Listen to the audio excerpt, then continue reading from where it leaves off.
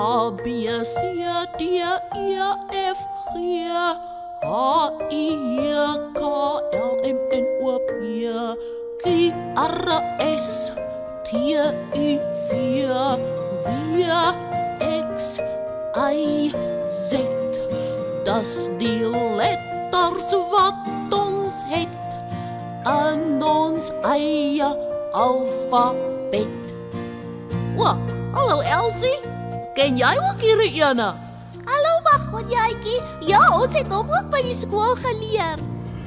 A, B, C, D, E, F, G, H, I, J, K, L, M, N, O, P, Q, R, S, T, U, V, W, X, Y, Z. Dis die letters wat ons het in ons eie alfabet. Hallo, is dit nou my beurt? Kan ek nou so?